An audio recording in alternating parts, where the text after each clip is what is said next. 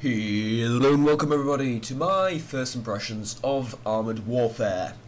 I say first impressions, it is sort of semi-first impressions, as I've played through the game quite a bit and have, right now, the maximum I have is a Tier 3 T62. This doesn't mean anything to those that haven't played World of Tanks or Armoured Warfare before. So, to you people that have never seen the game, all two of you, unless you've been living under a rock for the past few years, or for the past like year and a half maybe, you don't know what Armoured Warfare is. And basically, if anyone has any interest in modern vehicle combat, they know what this game is. If you don't know, then I don't know what to tell you. Basically, what is Armoured Warfare? This is essentially a game based on armoured vehicle combat set in the modern times and the Cold War and post-Cold War era. If we take a look at the tech trees, or rather the dealers as they're called here, you will see all sorts of vehicles from the 60s, I believe, yes, the 60s armoured vehicles in the Soviet Union to the modern tanks. So modern, in fact, that they've been produced a couple of months ago, such as the T-14 Armata, and tanks that have not yet been built, paper tanks basically, for example this Tier-8 PL-01, which is going to be incredibly fun to look at later when it gets released, the T-90 MS and the Challenger 2. All your favourite tanks probably are here, as well as artillery. And armoured vehicles as well, the Bradley, the BMD-4, the Warrior, the Ramka 99, and so on and so forth. There are right now two dealers, one specialising in defence and durability and firepower, the other one specialising on something a bit different, although not really. I guess a bit more on speed and precision and stuff like that. They're not divided into nations, basically, is what I'm trying to get at, which is very important for this game. Let's get down to what the gameplay actually is like and what I think of the game. So, we're going to be driving the T62, and we can take a look at the details of this tank. It is best to just show you the game, and then you'll see what this basically is by simply looking at it, because it's much easier. This is a Soviet-era tank. The production began in 61, around 20,000 units produced, and the production ended in the 80s, I believe. Yes, it is still in service. Some of you might be surprised by that. It is a main battle tank, and we're going to be doing PvE in it just because. Initiation? What? Oh yes, here we go. Okay, we're going to be doing PvE because I'm going to be talking and trying to explain the game rather than actually focusing on playing. So you have your crew here, you have your ammo, you have your retrofits, consumables, all the good stuff. I actually should have put some consumables, it doesn't matter. Basically, you have an upgrade system as well for your vehicle, all sorts of upgrades. You get experience and credits by playing missions, PvP and PvE, and you upgrade your tanks, and that is basically the gist of the game. You upgrade your tanks and you play against other players or against the computer. Close the door and move on. Okay, what's the gameplay actually like and what I think of this game so far? Well, as we join a couple of other players for this umbrella operation, I will try and show you the actual gameplay, and then later down the line in the video I will talk about what I actually think of the game. In short, I think the game's amazing. The only thing you need to figure out is, do you like this sort of game if you've never played a game of this type before? It can be extremely grindy. It can be extremely grindy and a bit repetitive, to go into the same missions over and over again to fight on, a few, well, not really a few. There's plenty of maps, and this is an open beta. Please remember that. So it's not a full release, and it will be added upon in the future. However, it is a beta, and the features are limited in terms of maps and somewhat in terms of vehicle variety. Apparently we're not going to be playing with a full crew, as this guy's screen goes black every time he... I've not experienced any issues with this game, I should probably point out. Thus far I have experienced absolutely no problems with the game. So, as I horribly missed the pattern in front of me,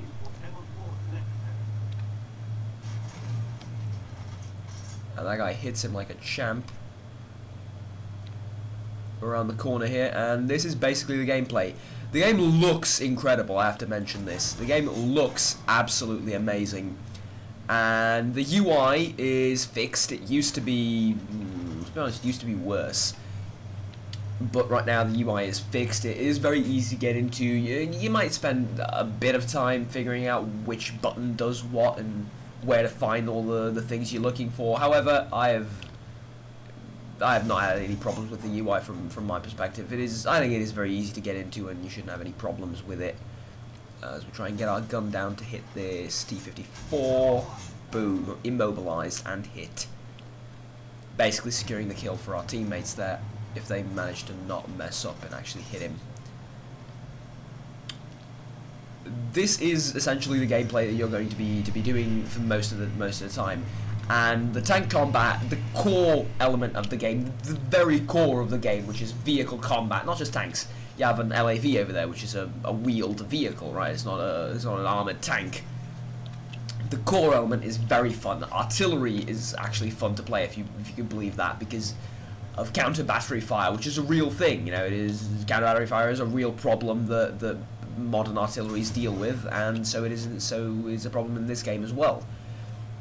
Basically, it is all very fun to play and a very pretty game to look at, and most importantly of all, well, maybe not most importantly of all, but it is free to play. This is a free to play game, and you can try it out on your own and, you know, not spend a penny on it, which I think is kind of amazing, and I encourage you to try this game, basically.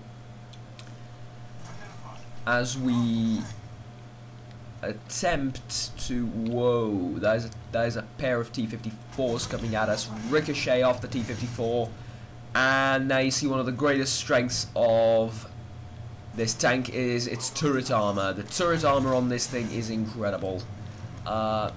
Actually bounced a shot off the upper plate, which is a bit incredible considering the range at which they're shooting me, but okay, I'll take it. T-54 right there.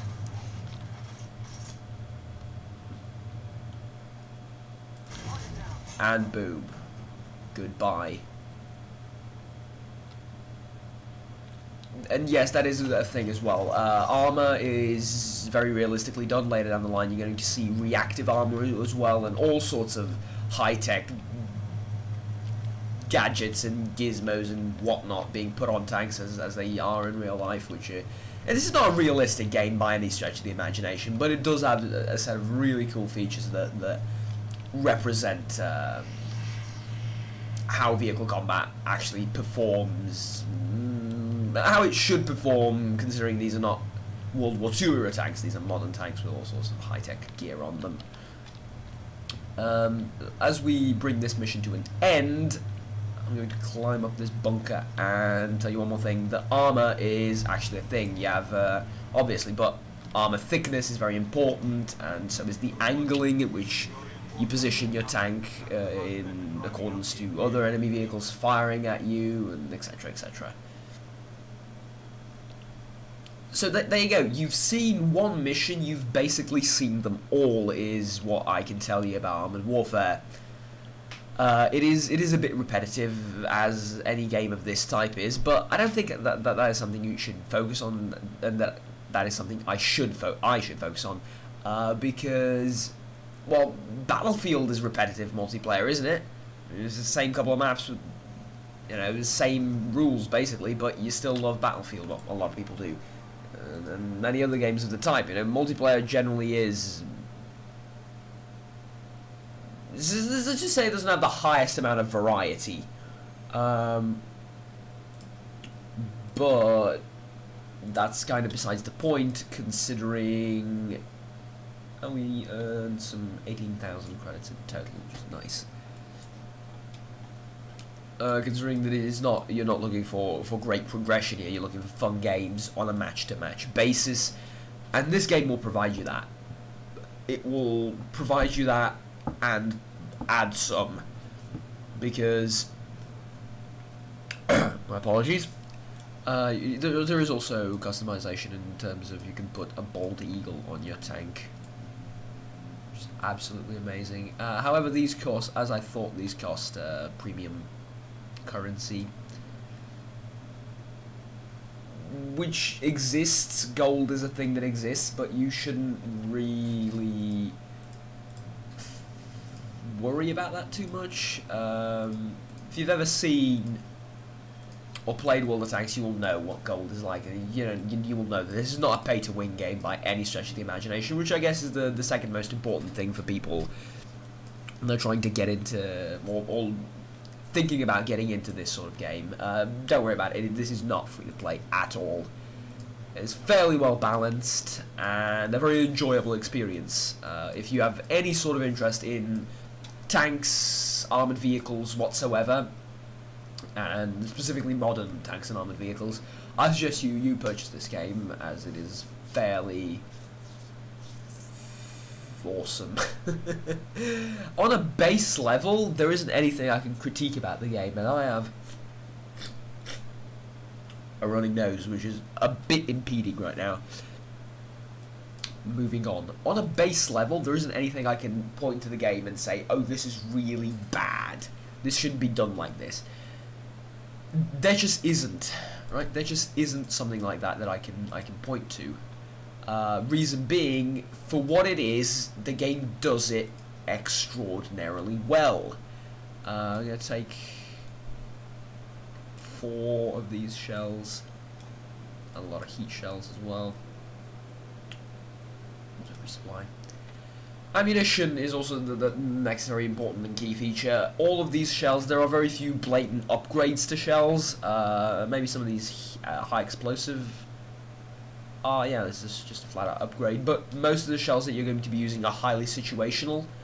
So there isn't one best particular shell type, which I guess is a bit more in-depth analysis of game mechanics, which I'm not going to be doing as I'm not very potent at in-depth analysis of this game right now. I'm not really one to do that for fairly obvious reasons, as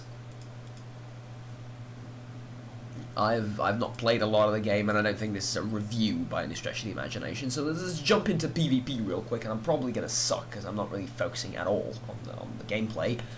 But what I will tell you is that I absolutely love the game, and I'm going to be covering it a lot more on the channel than one video.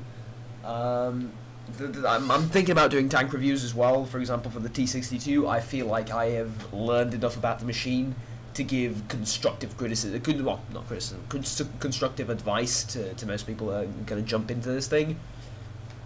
As let's be honest, most people are, because it's fairly early on in the game. But regardless, that's completely besides the point of the first impressions. There isn't anything that I can objectively say is bad about the game or I would change, considering this is an open beta, right? Things are bound to change. There isn't anything I can point out to and go like, ooh, I wish that was different. Not really, because if you have any complaints, it's more so subjective. Because, well, maybe you'd like it to be more realistic, or you would like it to feel and play different, and etc, etc. But from a base game standpoint of what it is, I don't have anything negative really to say about it. Maybe you would prefer if tanks didn't have health points. It's completely understandable. To some extent, maybe I would too. But that's a bit besides the point, considering that I'm going in a very, very bad position. I'm going to put myself in a very bad position here. Yes, I am. Oh, actually, I might not.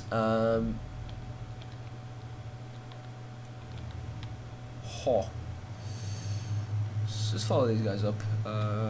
Never mind. Crisis averted. But as I was saying, it is objectively very, very well done. And I will now attempt to demonstrate the strengths of the T-62. These can all be demonstrated with the use of one single word in the vocabulary of military equipment. Turret armor. Turret armor on this thing is insane, and I'm about to die. Oh, you have to click twice. Okay. I've not demonstrated the strengths of the T-62 at all. Okay, let's watch someone else play, because I'm not even half of the time I'm not even looking at the screen. Visually stunning. You'll be able to see here, absolutely visually stunning. And this isn't even on max settings. I'm having performance trouble with this game, as in it drops below 25 frames a second on certain instances, usually within the first usually within the first 30 seconds of the game. It drops like 19 frames a second, and that is very, very bad. So I lowered down the settings, and I'm getting fairly consistent 20-something, 30. Bear in mind it is on mostly all max settings. You can see the bounces off the turret here of the T-62, absolutely incredible turret armor. Everything else is meh. Moving on.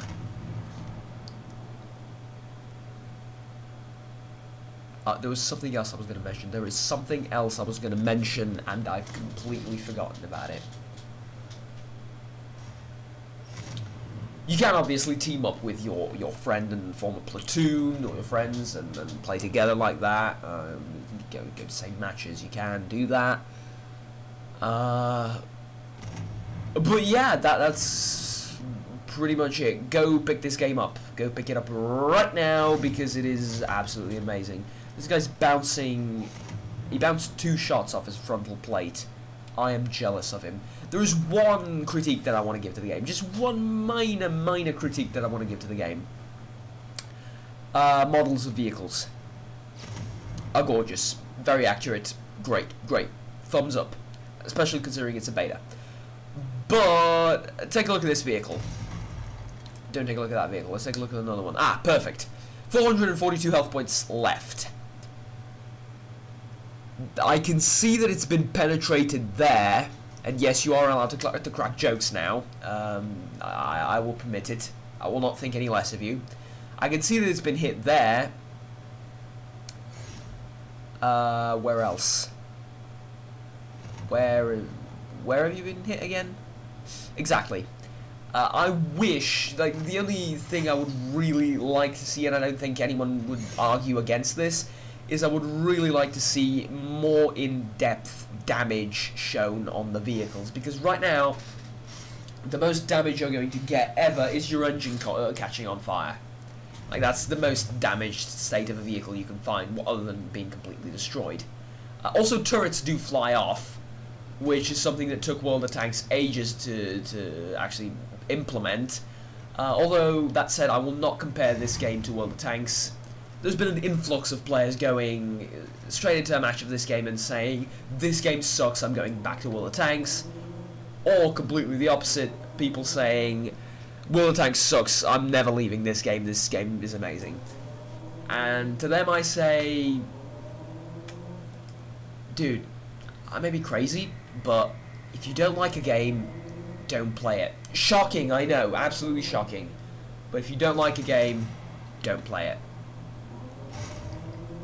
And that's all I will say on the matter, and I will not be comparing this any further to World of Tanks, as they're covering 2 separate eras and are pretty much games in the same genre, but they're covering 2 separate eras of warfare and have fairly different approaches to them. And also a good point someone made is, why can't you play both? If you like both games, you can totally play both games. If you don't have the time or something, that's completely different, but you can totally play both games. And in line with that, can I use the Top Gear outro? on that bombshell, because it's a tank game. Vehicles, warfare, bombs. No. Okay. I'm sorry. I'm sorry. Seriously though, on that note, I'll conclude my first impressions saying that the one critique I could find is I would wish to see damage on the vehicles a bit more in depth, which is probably going to be added later down the line anyway.